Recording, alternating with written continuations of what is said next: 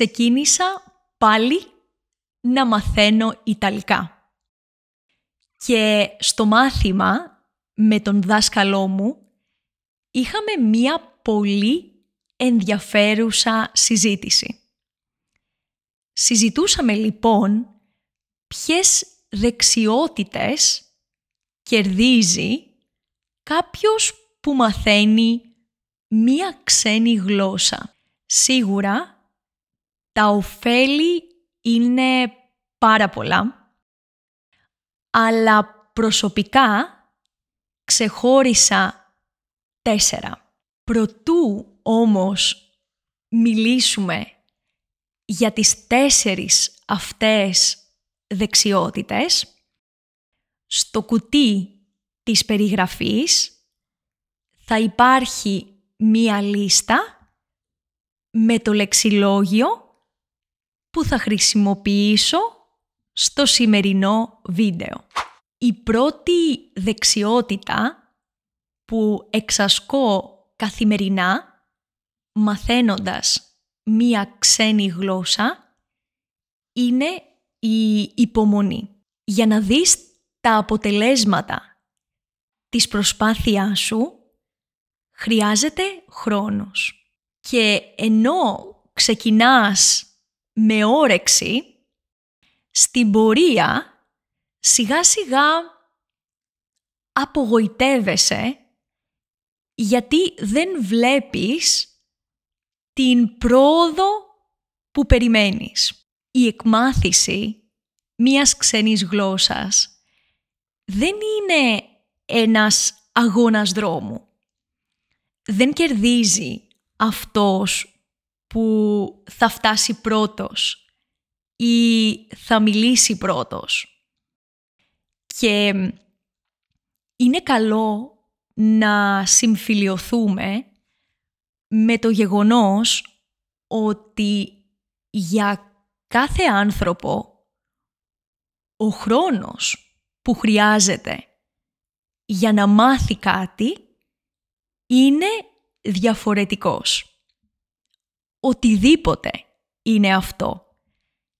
Και πόσο μάλλον μία ξένη γλώσσα που είναι γεμάτη από καινούριες λέξεις, ήχους, εκφράσεις, κανόνες. Χρειάζεται να το υπενθυμίζω συχνά αυτό στον εαυτό μου, γιατί με την ανυπομονησία και την ανησυχία για το πότε θα μιλήσω άπτεστα Ιταλικά ή πότε θα καταλάβω όλα αυτά που μου λένε, κλέβω από τη μαγεία και την ομορφιά της διαδικασίας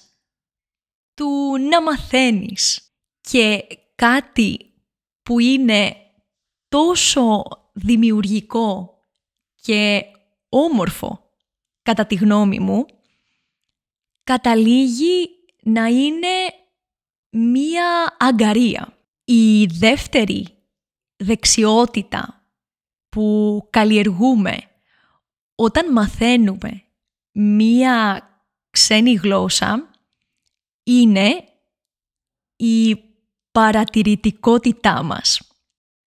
Βλέπετε, οι γλώσσες είναι γεμάτες από επαναλαμβανόμενα μοτίβα που αν μάθουμε να τα εντοπίζουμε θα κάνουν τη ζωή μας πολύ πιο εύκολη. Για παράδειγμα, στα ελληνικά, ένα επαναλαμβανόμενο μοτίβο είναι οι καταλήξεις των ρημάτων.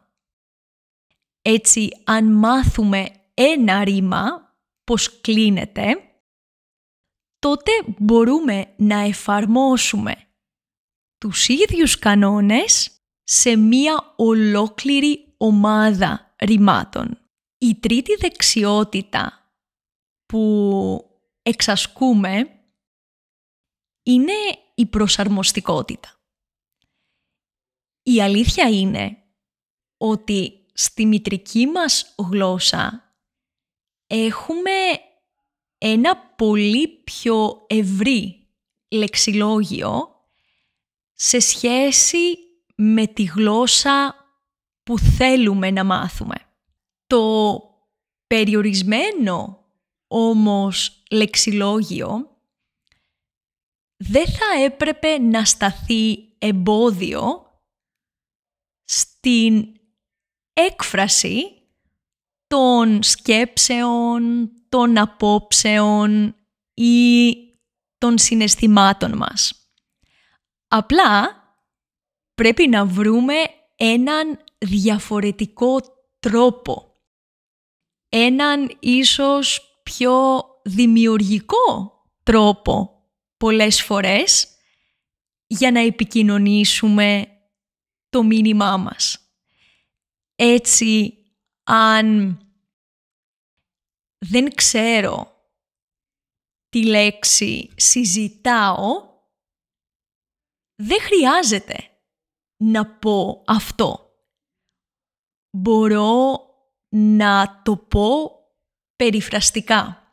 Μιλάω με κάποιον για ένα θέμα. Και το νόημα είναι ακριβώς το ίδιο. Η τελευταία και πάρα πολύ σημαντική, κατά τη γνώμη μου, δεξιότητα που μαθαίνει κάποιος όταν ασχολείται με τις ξένες γλώσσες είναι το να ξέρει πότε πρέπει να κάνει ένα διάλειμμα. Να ξέρει πότε χρειάζεται μία παύση. Ναι, είναι σημαντικό να έχεις ένα πρόγραμμα και να κάνεις συστηματικό διάβασμα, αλλά κατά τη γνώμη μου είναι εξίσου σημαντικό να ξέρεις πότε πρέπει να σταματήσεις για λίγο. Γιατί, όπως είπα και πριν, μαθαίνοντας συνεχώς καινούριους κανόνες, καινούριες λέξεις, καινούρια φαινόμενα,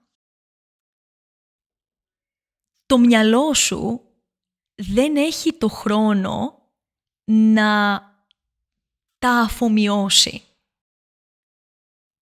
Έτσι, κάνοντας ένα διάλειμμα και σταματώντας για λίγο, δίνεις την ευκαιρία στον εαυτό σου να καταλάβει, να αφομοιώσει και ίσως να χρησιμοποιήσει όλες αυτές τις καινούριες πληροφορίες.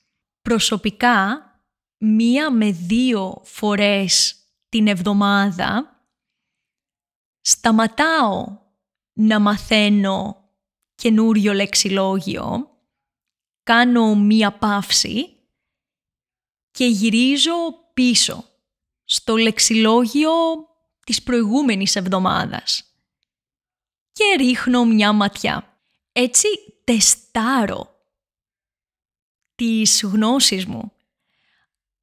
Αν υπάρχουν λέξεις που θυμάμαι με ευκολία, αν υπάρχουν λέξεις που δυσκολεύομαι να θυμηθώ πριν προχωρήσουμε και προσθεθεί επιπλέον λεξιλόγιο. Αυτό λοιπόν ήταν το σημερινό βίντεο.